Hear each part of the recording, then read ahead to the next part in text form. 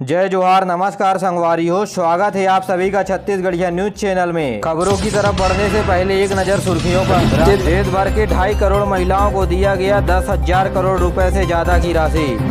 छत्तीसगढ़ में आयकर अपीली अधिकरण का नया भवन बनाया गया। मौसम विभाग की ओर से प्रदेश में 48 घंटे के लिए लू चलने का अलर्ट जारी किया गया। मुख्यमंत्री ने प्रदेश में लीची लगाने के दिए आदेश। बस्तर में 50 करोड़ रुपए के विकास कार्यों का हुआ शुभारंभ। आइए जानते हैं अब खबर विस्तार से। केंद्रीय बाल विकास मंत्रालय के सब जोनल मीटिंग राजधानी रायपुर में रखा गया। इस बैठक की अगुवाई केंद्रीय बाल विकास मंत्री स्मृति ईरानी ने किया। उन्होंने इस मौके पर कहा कि देश में जन्म लेने वाले बालकों की चिंता केंद्र सरकार करती है। उन्होंने बताया कि प्रधानमंत्री मातृत्व वंदना योजना में 2.5 करोड़ महिलाओं को 10,000 करोड़ रुपए से ज्यादा की राशि उनके बैंक खाते में भेजी गई है, ताकि महिलाएं गर्भावस्था के दौरान टीकाकरण केंद्र में जाए तो उनका ध्यान रखा जा सके। केंद्रीय मंत्री ने कहा कि प्रधानमंत्री नरेंद्र मोदी अभिनंदन के पात्र हैं, जो साल 2018 में पोषण अभियान की शुरुआत की और सभी आंगनबाड़ी केंद्रों में मोबाइल ग्रोथ मॉनिटरिंग की भी सुविधा दिलाई, जिससे सभी बच्चों को पोषण से जुड़ी जानकारी दी जा सके। श्री मोदी ने बताया कि निर्भया फंड में 9,000 करोड़ रुपए से अधिक की राशि बेटियों की सुरक्षा के लिए दिया है। इस फंड के माध्यम से सभी पुलिस थानों में महिला डेस्क बनाने और मानव तस्करी को रोकने के लिए उपाय किए जा रहे हैं। कार्यक्रम में महिला एवं बाल विकास मंत्री श्रीमती अनिला भेड़िया ने आंगनबाड़ी भवन बनाने के लिए आंगनबाड़ी कार्यकर्ता और सहायिका मानदेय में बढ़ोतरी और आंगनबाड़ी मॉडल भवन निर्माण के लिए राशि की मांग केंद्र सरकार से की। उन्होंने योजनाओं को अच्छे तरीके से चलाने के लिए केंद्रीय सहायता के बारे में बताया। इस बैठक में उड़ीसा और पश्चिम बंगाल के मंत्री तथा छत्तीसगढ़ के मंत्री और बड़े अधिकारी मौजूद रहे। केंद्रीय महिला एवं बाल विकास मंत्री स्मृति ईरानी ने अपने छत्तीसगढ़ प्रवास पर रायपुर के पास उपरवारा आंगनबाड़ी केंद्र का अवलोकन किया और परिसर में वृक्षारोपण भी किया। नया रायपुर में बनने वाले आयकर अपीलीय के भवनों का शुभारंभ किया।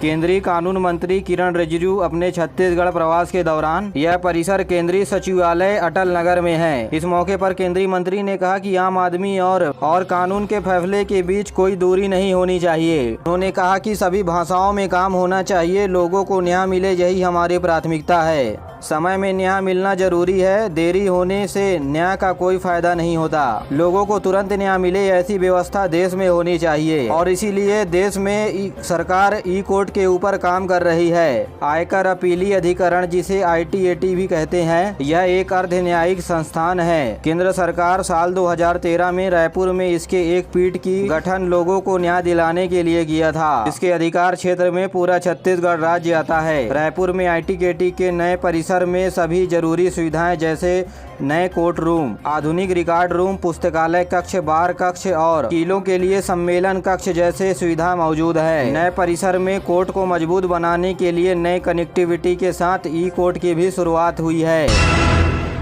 प्रधानमंत्री नरेंद्र मोदी आज विश्व पर्यावरण दिवस के अवसर पर दिल्ली के विज्ञान भवन में रखे गए मिट्टी बचाओ कार्यक्रम में शामिल होंगे। इस मौके पर श्री मोदी लोगों के साथ बातचीत करेंगे। मिट्टी बचाओ वैश्विक आंदोलन है, जिसके चलते उर्वरता लाने और मिट्टी के सुधार के लिए लोगों को जागरूक करना है। विश्व पर्यावरण दिवस के अवसर पर राज्यपाल अनुसुईया उइके ने प्रदेश और देश के सभी नागरिकों से आह्वान करते हुए कहा है कि पर्यावरण को स्वच्छ बनाने के लिए अपना योगदान दे और वातावरण को सहेजने के लिए एकजुट होकर प्रयास करें। घटते हुए भूजल स्तर पर चिंता व्यक्त करते हुए उन्होंने कहा कि जल संग्रहण तथा जल बचाने का काम करें और आज पर्यावरण दिवस के अवसर पर मिट्टी और जल के उत्थान के लिए देश भर में बड़े बड़े कार्यक्रम रखे जाएंगे।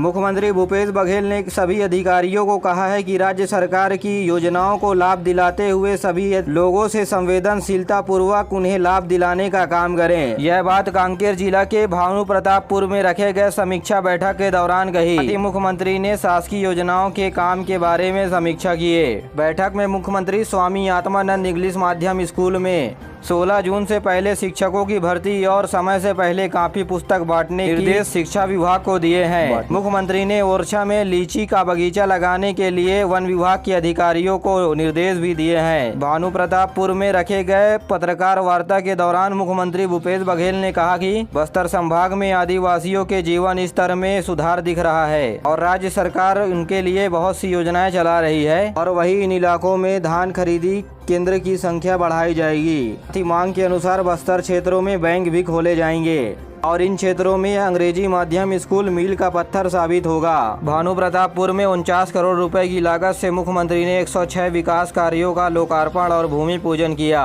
उन्होंने वहां पत्रकार भवन निर्माण के लिए 15 लाख रुपए देने की घोषणा की। साथ ही साथ उन्होंने हमर लैब का भी उद्घाटन किया। आधुनिक लैब में 104 प्रकार का जाँच हो सकेगा। और अब पेश है मौसम का हाल। प्रदेश में 2-3 जगहों पर लू चलने की संभावना है और ऐसे ही हालात बने रहेंगे। मौसम विभाग के अनुसार चक्रवाती घेरा उत्तर प्रदेश के ऊपर बना हुआ है। साथ ही साथ एक द्रोणिका पूर्वी उत्तर प्रदेश से नागालैंड के ऊपर बना हुआ है। इसके असर से प्रदेश के पूर्वी हिस्सों में गरज चमक के साथ बारिश हो सकती है। इसके अलावा प्रदेश के बाकी जगहों पर मौसम शुष्क रहने की संभावना है। राज्यपाल व कुलाधिपति अनुसुईया उइके ने कुशाभाऊ ठाकरे पत्रकारिता जनसंचार विश्वविद्यालय रायपुर के दीक्षांत समारोह में स्नातक स्नातकोत्तर विद्यार्थियों एवं पीएचडी धारकों को उपाधि दी। बीते 3 सालों में 355 स्नातक, 384 स्नातकोत्तर व 2 शोधार्थियों को पीएचडी की डिग्री दी। इसी तरह प्रवीणी सूची में आने वाले विद्यार्थियों को गोल्ड मेडल भी दिए गए। इस मौके पर राज्यपाल ने विद्यार्थियों को शुभकामनाएं दी और कहा, लोकतंत्र में मीडिया की भूमिका हमेशा से रही है। उन्होंने डिग्री प्राप्त विद्यार्थियों का आह्वान किया और कहा कि पत्रकारिता के आदर्श गुणों को अवश्य अपनाएं, जिससे समाज एवं राष्ट्र का नवनिर्माण हो सके। केंद्र सरकार के 8 साल पूरे होने पर सेवा सुशासन गरीब कल्याण विषय के तहत कल से शुरू हुए जनसंपर्क अभियान की कड़ी में केंद्रीय खाद्यान्न मंत्री एवं प्रसंस्करण उद्योग जल शक्ति राज्य मंत्री प्रहलाद सिंह पटेल केंद्रीय योजनाओं के लाभार्थियों से बातचीत की। रायपुर के बड़ौदा में इस कार्यक्रम को संबोधित करते हुए श्री पटेल ने कहा कि सरकार हर वर्ग के लिए कई योजनाएं चला रही है। उन्होंने लोगों से योजना का लाभ लेने की अपील की। आपको बता दें कि प्रधानमंत्री नरेंद्र मोदी ने शिमला में हुए कार्यक्रम के दौरान प्रधानमंत्री किसान सम्मान निधि योजना के तहत 21,000 करोड़ रुपए की राशि 31 लाख किसानों के खाते में ऑनलाइन ट्रांसफर की। इस मौके पर मुख्यमंत्री ने देश भर से सरकार की योजनाओं के बारे में लोगों से पूछा। छत्तीसगढ़ के मुख्यमंत्री भूपेश बघेल ने ग्रीस में आयोजित EWF जूनियर वर्ग के वेट लिफ्टिंग चैंपियनशिप में 3 रजत पदक जीतने वाली छत्तीसगढ़ के ज्ञानेश्वरी यादव को आगे की तैयारी के लिए 5 लाख रुपए की सहायता राशि दी। साथ ही ज्ञानेश्वरी यादव को पुलिस विभाग में सहायक उप निरीक्षक के पद पर नियुक्ति देने की घोषणा की। इस मौके पर मुख्यमंत्री ने ज्ञानेश्वरी यादव के कोच अजय लोहार को भी 5 लाख रुपए की आर्थिक सहायता देने की घोषणा की है। ज्ञानेश्वरी यादव ने मुख्यमंत्री से उनके रायपुर स्थित निवास स्थान पर उन्हें अपनी उपलब्धि की जानकारी दी। इसके बाद मुख्यमंत्री ने ज्ञानेश्वरी की अंतर्राष्ट्रीय स्पर्धा के लिए शानदार प्रदर्शन हेतु बधाई दी। मुख्यमंत्री ने कहा कि ज्ञानेश्वरी यादव ने पूरे छत्तीसगढ़ को गौरवान्वित किया है। गौरतलब है कि ग्रीस में आयोजित होने वाले वर्ल्ड वेट लिफ्टिंग चैंपियनशिप में ज्ञानेश्वरी ने 49 किलो वर्ग में रजत पदक प्राप्त किए हैं।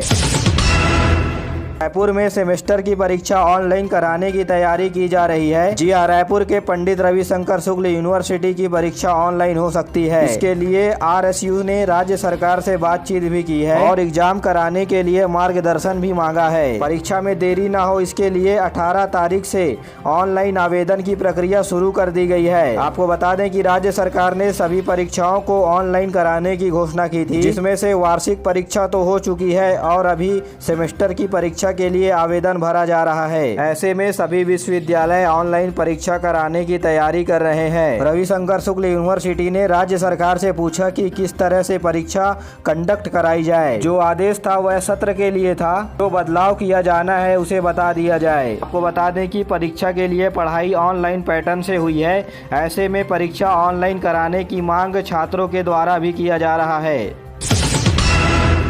बीते दिनों छत्तीसगढ़ में विश्व मुक्त तंबाकू दिवस मनाया गया। रायपुर समाज कल्याण विभाग की ओर से आयोजित इस कार्यक्रम में चिकित्सकों ने नशा को छोड़कर योग को अपनाने के ऊपर जोर दिया। इसी बीच तंबाकू नियंत्रण के राज्य नोडल अधिकारी कमलेश जैन ने बताया कि तंबाकू के सेवन से बहुत सी बीमारियां हो सकती हैं। इनमें फेफड़ों से संबंधित बीमारी, फेफड़े का कैंसर, हृदय भार, स्ट्रोक, दिल की बीमारी, लीवर कैंसर, मुंह का कैंसर, ब्लड कैंसर, गर्भाशय के कैंसर जैसी बीमारियां शामिल हैं।